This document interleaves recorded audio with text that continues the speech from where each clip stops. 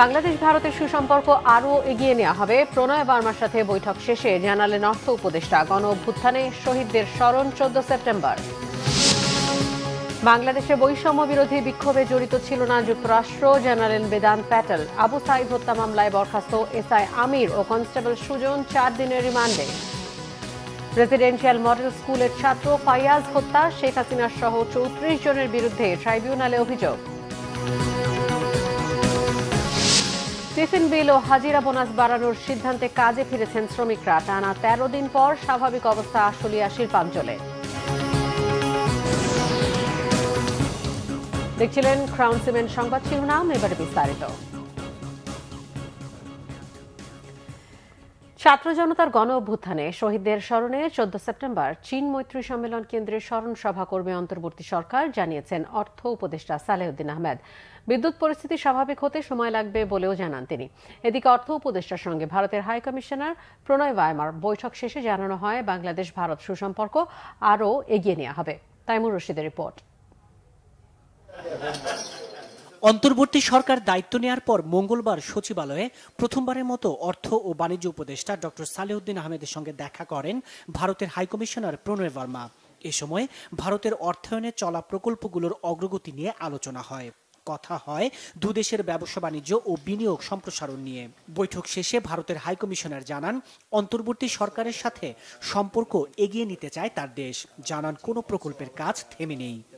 Our development cooperation projects, many of them, as he mentioned, are important big projects which have been identified by Bangladesh for their own benefit, and we are happy to take them forward. Of course, there will be issues in implementation which we will have to resolve through mutual cooperation, but our approach moving forward is a positive and constructive. So the projects are going on, and I think they are basically, as I said, they are very big projects and located at different sites. So the contractors will be coming back to start. অর্থ উপদেষ্টা জানান বিজ্ঞান ও প্রযুক্তি সহ বেশ কিছু বড় প্রকল্পে ভারত বিনিয়োগে আগ্রহ দেখিয়েছে। ভারত থেকে মিলেছে $180 কোটি ঋণ সুবিধা। It's not somebody peddled the project, so we took it, and they are for cooperation and will continue it. Win-win situation. That is very important. Their business people also win, and we also win. That is one. এদিকে ক্রয় সংক্রান্ত মন্ত্রিসভার কমিটির বৈঠক শেষে অর্থ উপদেষ্টা জানান জুলাই আগস্টে ছাত্র জনতার আন্দোলনে শহীদদের স্মরণে একটি অনুষ্ঠানের আয়োজন করা হবে। এ সময় বিদ্যুৎ পরিস্থিতি নিয়েও কথা বলেন তিনি। বৈষম্য বিরোধী আন্দোলনে যারা শহীদ হয়েছে তাদের স্মরণ সভা হবে। মোটা টাইটেলটা হলো স্মরণ সভা 14 তারিখে, এবং এটার ভিতরে কিছু আনুষঙ্গিক খরচ আছে, খরচ বেশি না। এটা একটা ছোট 5 কোটি টাকা, কারণে অনেক সব দেশ থেকে আসবে, ওদের কিছু দুপুরবেলা থাকবে, পানির ইসে আছে কিছু। এটা একেবারে মিনিমাম আমরা দেখেছি যে ইচ্ছে কমে হবে না। যত দ্রুত সম্ভব অর্থনীতি পুনরুদ্ধারে অন্তর্বর্তী সরকার সচেষ্ট বলেও জানান অর্থ উপদেষ্টা। তাইমুর রশিদ, বাংলা ভিশন, ঢাকা। ডক্টর মোহাম্মদ ইউনূসের নেতৃত্বাধীন বাংলাদেশের অন্তর্বর্তী সরকারের সাথে যুক্তরাষ্ট্র কাজ করতে আগ্রহী বলে জানিয়েছে মার্কিন পররাষ্ট্র দপ্তর। জানানো হয় বাংলাদেশের সরকার বিরোধী বিক্ষোভে জড়িত ছিল না যুক্তরাষ্ট্র। স্থানীয় সময় সোমবার মার্কিন পররাষ্ট্র দপ্তরের নিয়মিত ব্রিফিংয়ে সহকারী মুখপাত্র বেদান্ত প্যাটেল কথা জানিয়েছেন।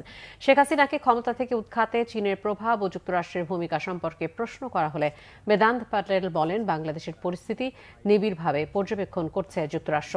ডক্টর ইউনূসের নেতৃত্বাধীন অন্তর্বর্তী সরকার বাংলাদেশের জনগণের জন্য গণতান্ত্রিক ভবিষ্যৎ নির্ধারণ করতে চলেছে। এই অবস্থায় যুক্তরাষ্ট্র অন্তর্বর্তী সরকারের সাথে কাজ করতে প্রস্তুত এবং আগ্রহী। বাংলাদেশ সরকার বিরোধী বিক্ষোভে যুক্তরাষ্ট্রের জড়িত থাকার ইঙ্গিত দিয়েছে ভারতীয় গণমাধ্যম।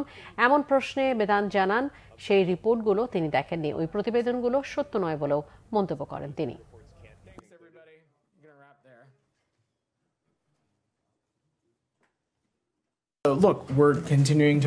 দেখুন, আমরা বাংলাদেশের পরিস্থিতি নিবিড়ভাবে পর্যবেক্ষণ করছি। আমরা ডক্টর ইউনূসের নেতৃত্বাধীন অন্তর্বর্তী সরকারের সাথে কাজ করার জন্য প্রস্তুত এবং আগ্রহী, কারণ এই সরকার বাংলাদেশের জনগণের জন্য গণতান্ত্রিক ভবিষ্যৎ নির্ধারণ করতে চলেছে।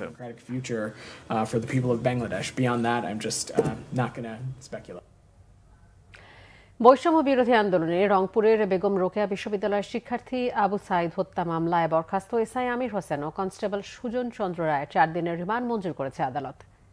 মঙ্গলবার সকালে কড়া নিরাপত্তায় পিবিআই আসামিদের রংপুর চিফ মেট্রোপলিটন আদালতে হাজির করে।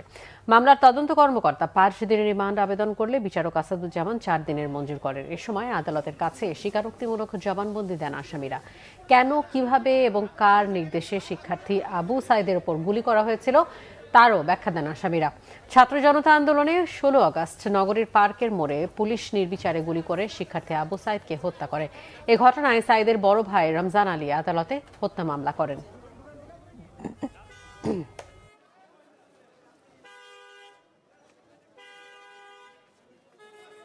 তাদের এই যে হত্যাকাণ্ডে জড়িত থাকার সপক্ষে সরাসরি ভিডিও দেখেছেন, তাদের বক্তব্য শ্রবণ করেছেন, করে বিগত 4 দিনের রিমান্ড দিয়েছেন। তারা বিজ্ঞ আদালতে এসি আরিফ, এসি ইমরান এবং ওসি রবিউলের নির্দেশে তারা এই নির্মম হত্যাকাণ্ড ঘটিয়েছে বলে তারা বিজ্ঞ আদালতকে জানিয়েছে এবং কিছু ঊর্ধ্বতন কর্তৃপক্ষের কথা বলেছে। স্বৈরাচার বিরোধী এক দফায় শিক্ষার্থীদের আন্দোলনে গত 18 জুলাই পুলিশের গুলিতে রেসিডেন্সিয়াল মডেল কলেজের ছাত্র ফারহান ফাইয়াজ হত্যার ঘটনায় শেখ হাসিনা সহ 34 জনের বিরুদ্ধে হত্যা, গণহত্যার অভিযোগ দায়ের করা হয়েছে।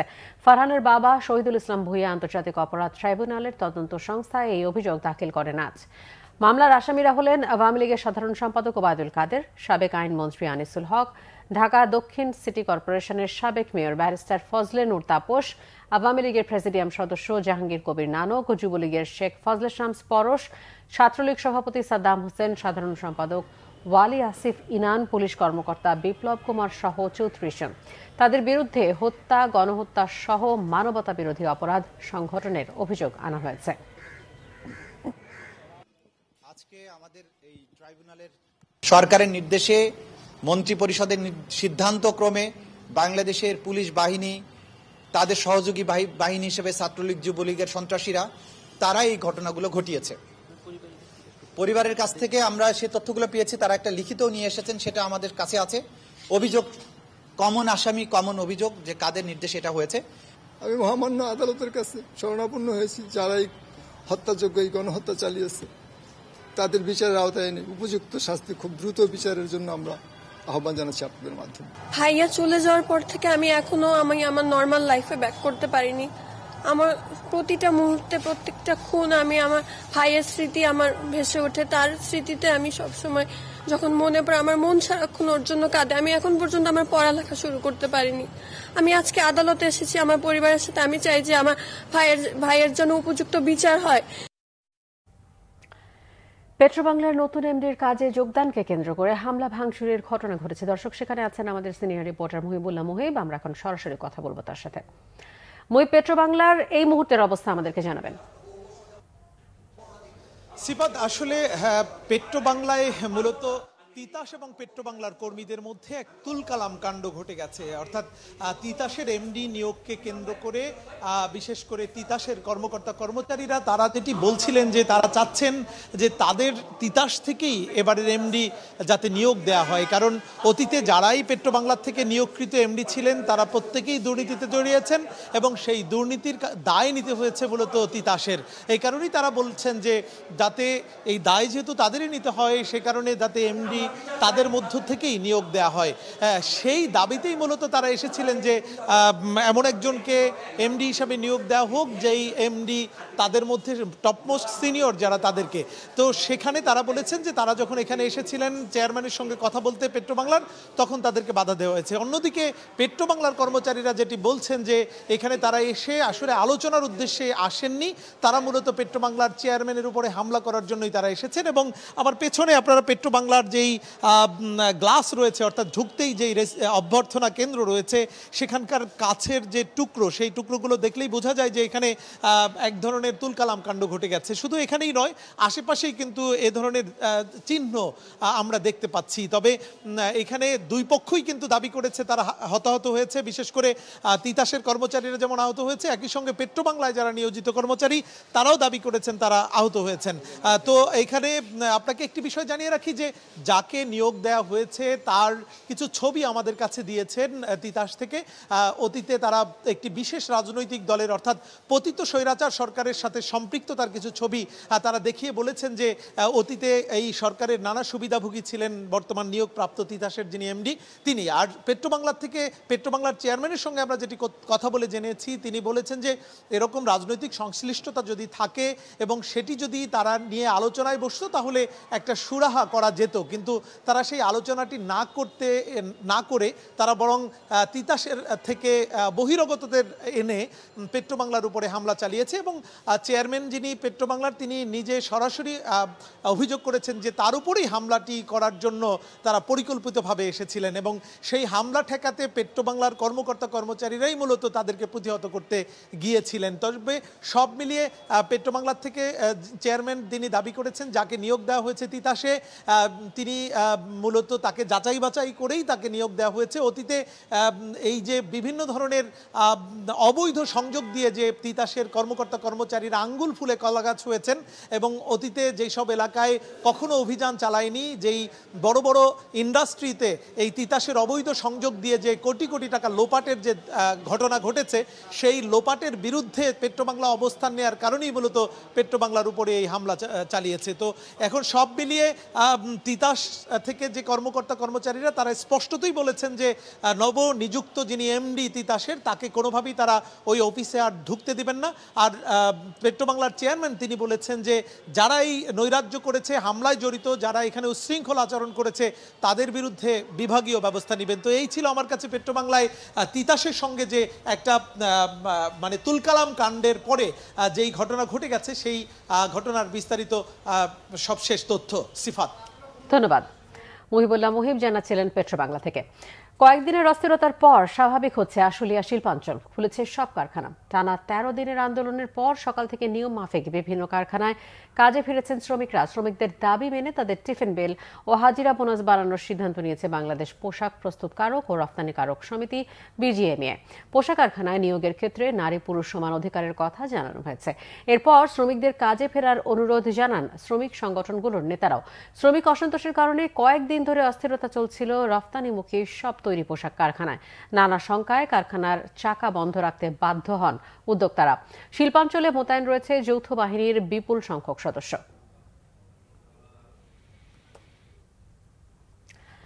গান বাজনা আর অশ্লীলতা মুক্ত সিলেটের শাহপরান রহমতুল্লাহ আলাইজির মাজার এলাকায় হামলা চালিয়েছে পাগল বেশে একদল লোক। ভোরে মাজার এলাকায় জিকির ও দোয়া চলাকালে এই হামলা হয়। এ সময় মুসল্লি ও ছাত্র জনতা প্রতিরোধ করলে পাগল বেশধারী হামলাকারীরা পালিয়ে যায়। এর আগে হামলাকারীরা মাজারের খাদিমদের দান সাদগা সংগ্রহের বৈঠকখানা সহ মাজার অফিসে ভাঙচুর করে। এদিকে মাজার এলাকায় হামলার ঘটনায় সকালে ঘটনাস্থল পরিদর্শন করেছে পুলিশ।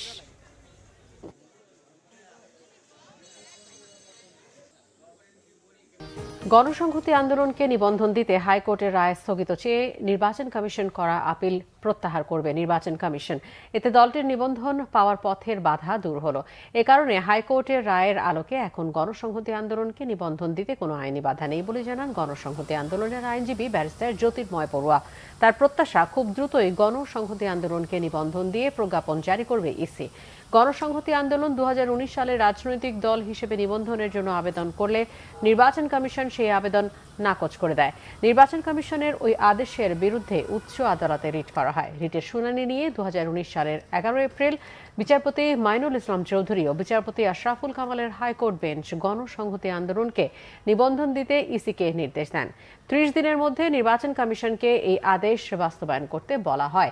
ওই রায়ের বিরুদ্ধে 2022 সালের 6 জুন আপিল করে নির্বাচন কমিশন। বগুড়ায় স্বেচ্ছাসেবক দলের নেতা মিজানকে হত্যার সন্দেহে যুবদলের এক কর্মীকে পিটিয়ে হত্যা করা হয়েছে হাসপাতালের জরুরি বিভাগে। এদিকে শেরপুরে সংঘর্ষে ছাত্রদলের এক নেতা সহ নিহত হয়েছেন 2 জন। বগুড়া সদর উপজেলা স্বেচ্ছাসেবক দলের আহ্বায়ক মিজানুর রহমান মিজানকে গোকুল ইউনিয়ন পরিষদের সামনে নিজ অফিসে কুপিয়ে হত্যা করে দুর্বৃত্তরা। এ ঘটনায় ঘাতক সন্দেহে গোকুল এলাকায় যুবদল কর্মী লেদোকে আটক করে গণপিটুনি দেয় স্থানীয়রা। আহত অবস্থায় তাকে হাসপাতালে নিলে বিক্ষুব্ধরা ফের তাকে পিটিয়ে হত্যা করে। নিহত মিজানের স্বজনদের অভিযোগ, হিন্দু সম্প্রদায়ের মানুষের পাশে দাঁড়ানো ও লুটের মাল উদ্ধার করে ফেরত দেওয়ার ঘটনায় তার উপরে ক্ষিপ্ত ছিল ইউনিয়ন যুবদলের বহিষ্কৃত আহ্বায়ক সুমন আহমেদ বিপুল। হত্যার জন্য তাকে দায়ী করেছেন তারা। এদিকে আধিপত্য বিস্তার নিয়ে সংঘর্ষে শেরপুরে ছাত্রদল নেতা সহ নিহত হয়েছেন 2 জন। আহত অন্তত 20 জন। সোমবার রাতে এই ঘটনা হয়। নিহতরা হলেন ট্রলি চালক মিজানুর রহমান মিজান ও ছাত্রদল নেতা শ্রাবণ। পুলিশ জানায় সোমবার গৌরীপুর ও খোয়ারপাড় মহল্লার 2 দল কিশোরের মধ্যে কথা কাটাকাটির জেরে সংঘর্ষে জড়ায় দুপক্ষ। খুলনা মহানগরীর বয়রায় নির্মাণাধীন কর ভবন থেকে পড়ে 3 শ্রমিক নিহত হয়েছেন। মঙ্গলবার সকালে বয়রা মহিলা কলেজের বিপরীত পাশে ওই ভবনের 5 তলা থেকে পড়ে যান তারা। দ্রুত তাদের খুলনা মেডিকেল কলেজ হাসপাতালে নিয়ে যাওয়া হয়। এ সময় চিকিৎসক তাদের মৃত ঘোষণা করেন। নিহতরা হলেন রাব্বি, আশরাফুল ও মামুন। পুলিশ জানায় ভবনের ছাদে কাজ করছিল রড মিস্ত্রিরা। এ সময় অসাবধানে পড়ে যান তারা। পুরো ঘটনার তদন্ত চলছে। জিজ্ঞাসাবাদের জন্য আটক করা হয়েছে ঠিকাদারি প্রতিষ্ঠানের ম্যানেজারকে। প্রত্যক্ষদর্শীরা জানায় শ্রমিকদের সেফটি বেল্ট ও হেলমেট ছিল না। সংবাদ শেষ করব ক্রাউন সিমেন্ট শিরোনামগুলো আরও একবার জানিয়ে। বাংলাদেশ ভারতের সুসম্পর্ক আরও এগিয়ে নেওয়া হবে, প্রণয় বার্মার সাথে বৈঠক শেষে জানালেন অর্থ উপদেষ্টা। গণ অভ্যুত্থানের শহীদদের স্মরণ 14 সেপ্টেম্বর। বাংলাদেশে বৈষম্য বিরোধী বিক্ষোভে জড়িত ছিল না যুক্তরাষ্ট্র, জানালেন বেদান্ত প্যাটেল। আবু সাইদ হত্যা মামলায় বরখাস্ত এসআই আমির ও কনস্টেবল সুজন 4 দিনের রিমান্ডে। রেসিডেন্সিয়াল মডেল স্কুলের ছাত্র ফাইয়াজ হত্যা, শেখ হাসিনা সহ 34 জনের বিরুদ্ধে ট্রাইব্যুনালে অভিযোগ। টিফিন বিল ও হাজিরা বোনাস বাড়ানোর সিদ্ধান্তে কাজে ফিরেছেন শ্রমিকরা। টানা 13 দিন পর স্বাভাবিক অবস্থা আশুলিয়া শিল্পাঞ্চলে।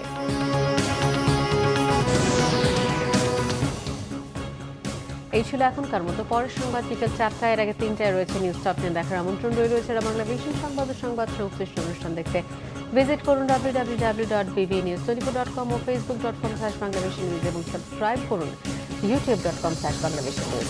ধন্যবাদ সবাই।